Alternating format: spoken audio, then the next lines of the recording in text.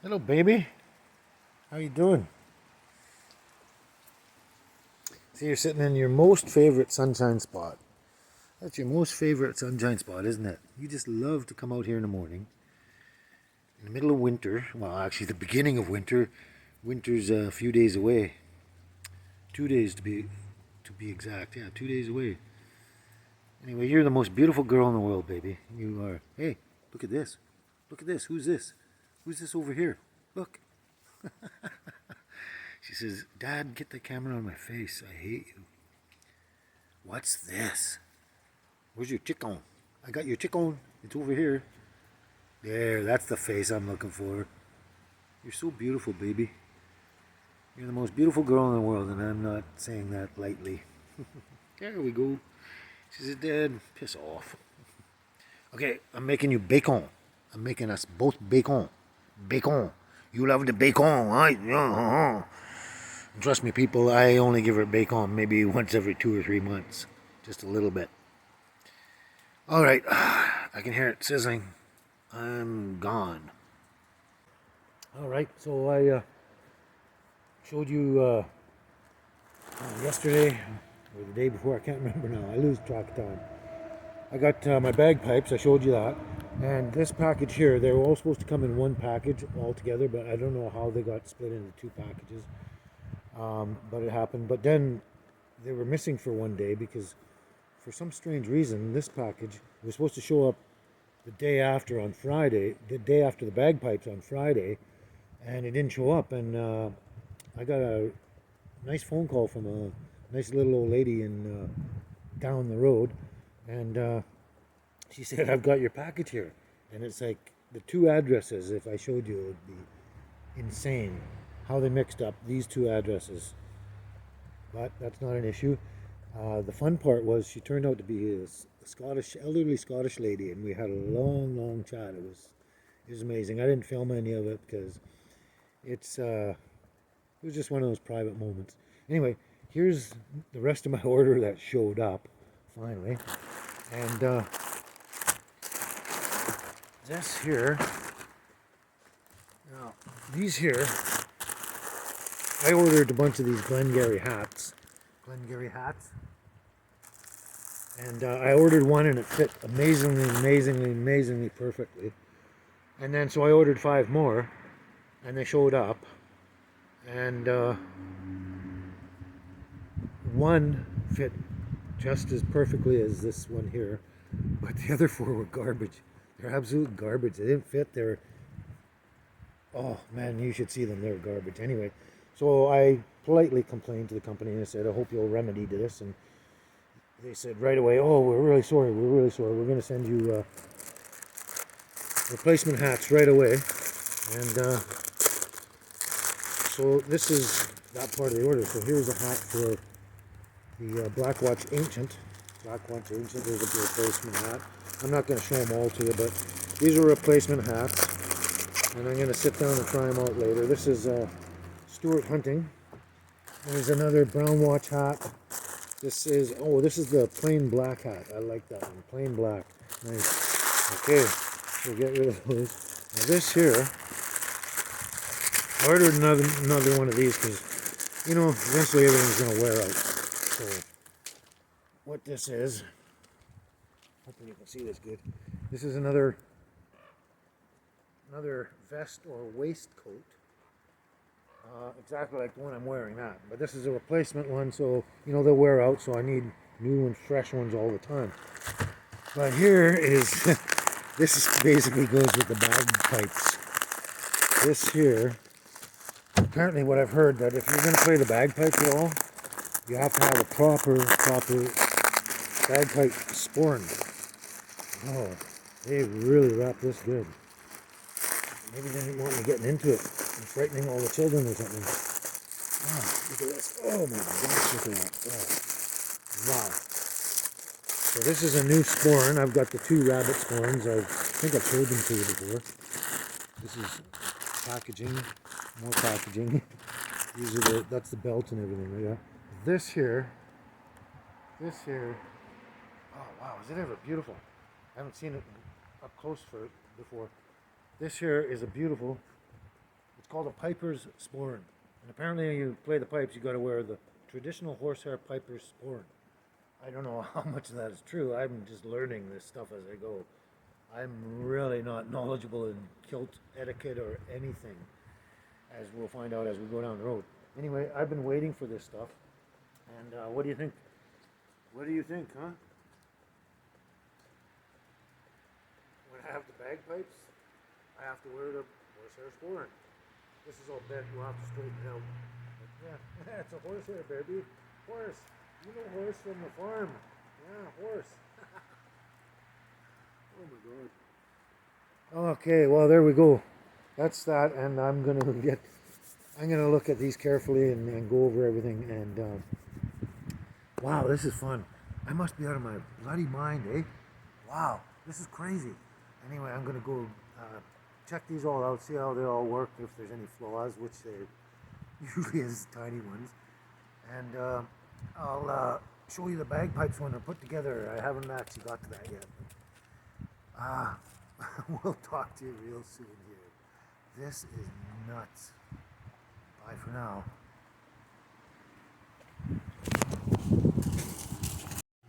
Well, I just told you moments ago that the nice Scottish lady who accidentally received my package, that almost sounded perverted. Anyway, we stopped just around the corner from her house just before coming home, and just had a little rest and that. And I just thought I'd show you this because this is one of the most beautiful reasons for living on Vancouver Island. It's just a beautiful, beautiful place, and I hope you like this next clip. Ciao. There's baby. Hello, we're at the beach, eh? Oh wow, I just love Vancouver Island. Just love Vancouver Island. Look at this. Look at this. Nice, beautiful sunny day. It is December 18th, 2021. December 18th, a few days before Christmas. And look, it's sunny and beautiful outside. It's actually not that cold. I'm just wearing a shirt. I'm not even wearing a jacket. And it's beautiful, beautiful, beautiful, beautiful. Look at this. Look at this.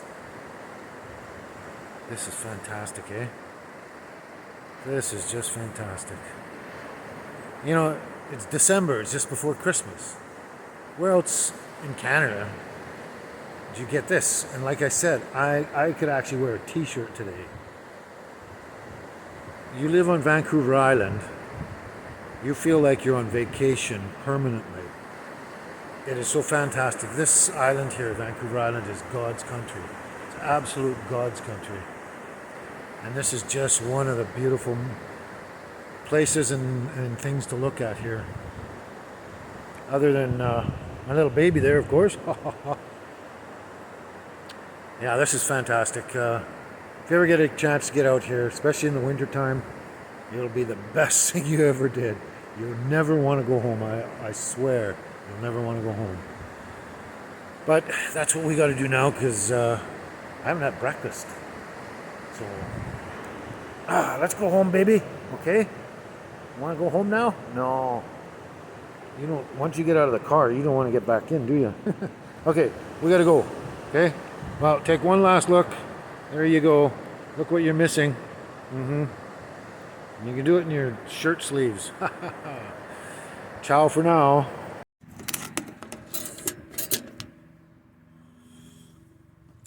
As you can see, it's another beautiful sunny day here on the island here. Beautiful sunny. It's December 20th. And it's beautiful sunny and I'm in shirt sleeves. Anyway, as promised, I told you when I got this assembled I'd show it to you. It is one of the most intricate things I've ever seen in my life. This tall one here is the bass drone. These two are tenor drones. All three have a reed inside there. And this is the chanter. This is where you play the instrument on the chanter here. That's tricky enough too. And it also has a reed in here, the chanter reed. So 4 reeds in this thing. Now here, let's give it a shot. I was having trouble last night. Turn that right way.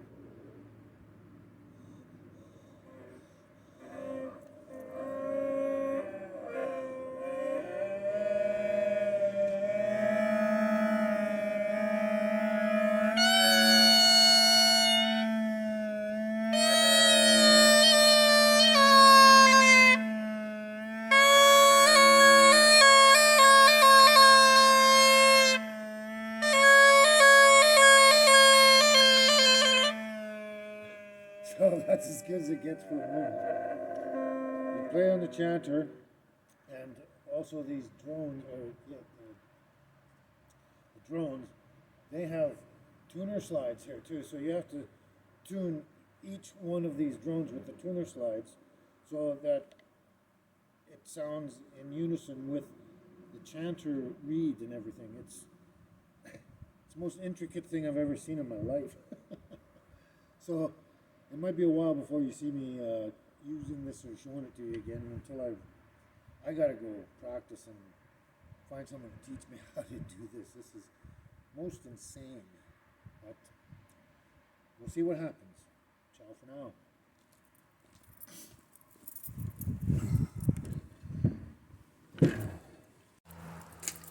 Okay, I threatened in a previous video to bring you a rainbow video, and so before we do that, I want to just say a few words. First of all, I see everything in a scientific point of view. Everything has got a scientific basis, everything. I don't care what it is. There's nothing that can't be explained scientifically once you understand the machinations behind how it works. And once you do that, then you understand it. It's no longer magic or a mystery anymore. And everything can be done that way. Look at radio and TV. Radio and TV, at one time they said, no, that'll never work. You can't do that. It won't happen. And some people were like, oh, blaspheme. It's the work of the devil. No, it's science. It's just science. And so just to elaborate on that point, Albert Einstein, one of the greatest minds of our generation, said that if you can imagine it, it can and someday will be a reality. If you can imagine it, it can and will be someday a reality. So all you have to do is understand the science behind that. And to show you that is, I know they're out there working on things, many different things, one of them being teleportation. Now, everyone says, no, it'll never happen. You can't do it. It'll never work. You can't do it. It just won't work. Well, it will, because somebody imagined it, it will, and one day become a reality. It just will in the future. It's going to happen, and there's no question about that. And then it becomes scientific. There's no magic behind it anymore. So you can apply this to everything in the universe, everything. I don't care what it is, but once you understand it, then you understand the science behind it and how it works, and then there's no magic, no mystery, anything. So without further ado, I'm going to get on with the story. So here's the story I just want to tell you. Okay, we have in Genesis here, we have the beginning where God creates everything in the first 7 days, right? Creates everything. So then just before he creates the first Adam, just before that, it says here, this is the account of the heavens and the earth when they were created. Okay? So that's just before Adam. And it says here, for the Lord God had not sent rain on the earth, but there came mists up from the earth and watered the whole surface of the ground. Mists came up from the ground everywhere and watered the whole earth. So this just shows that the earth at that point, the planet, was a perfect biosphere, a self-contained biosphere where it watered itself and took care of itself, and it had a canopy around the planet, which created the biosphere.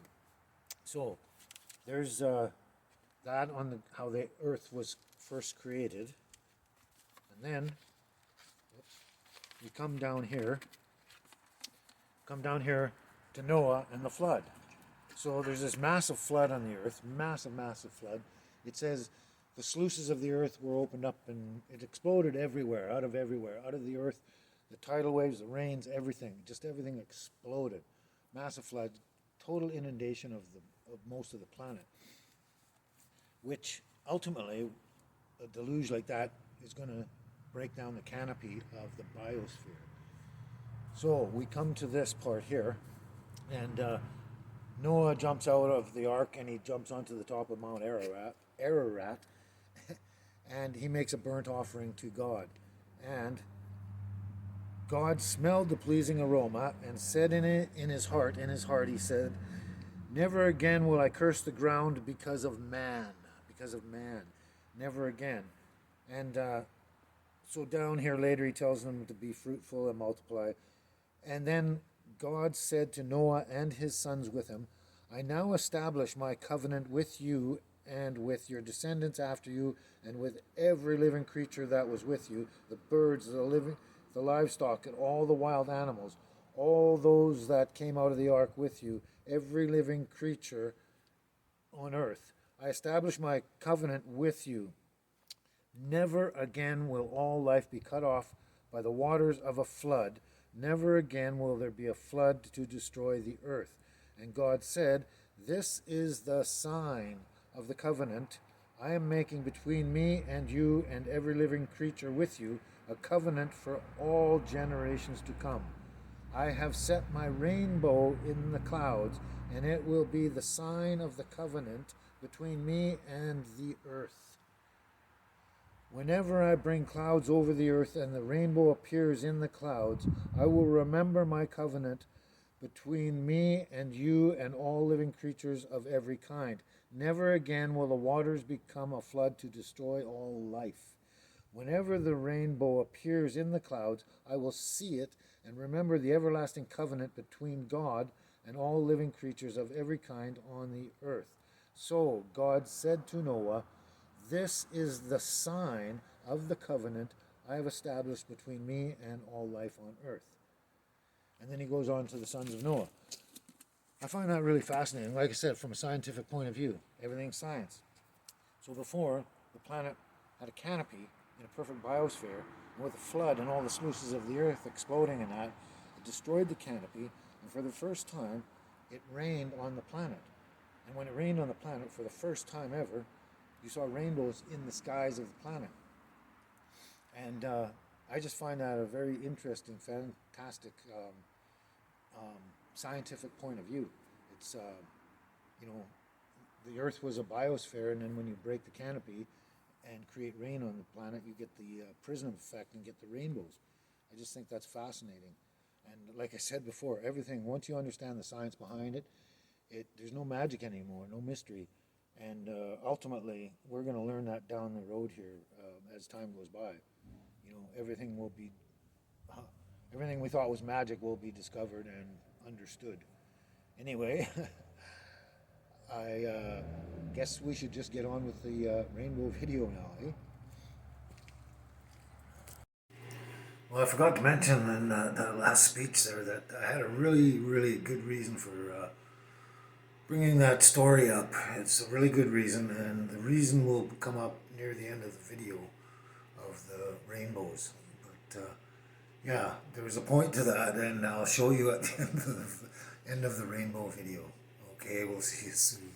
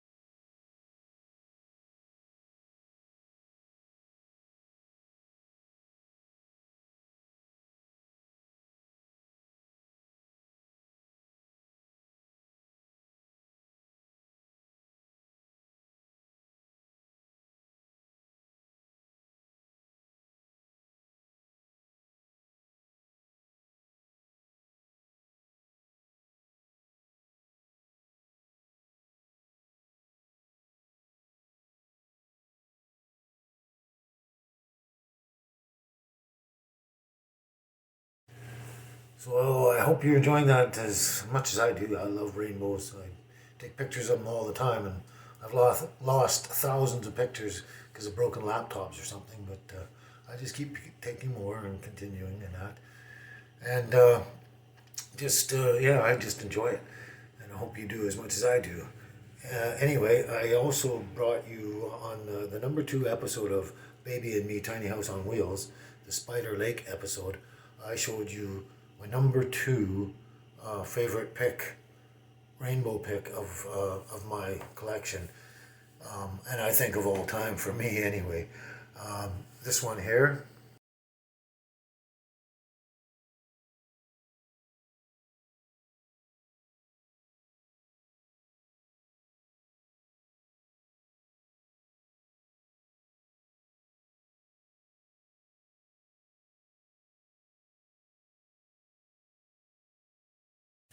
So yeah, that one there. That one was like 1 in 10 trillion times 30 seconds. 30 seconds would of your life would come along like that, in a moment like that, and then just poof, just disappear. Just it's yeah. What are the odds of that, right? What are the odds? So I'm going to show you my favorite rainbow picture of all time. It's also at Spider Lake, and it's my favorite of all. Um, I hope you see why. And to me, it's like 100. It's 1 in 100 trillion chances. 30 seconds would come along in your life like this, and then just poof, just disappear. It's. I think the odds are staggering, staggering. Anyway, check it out.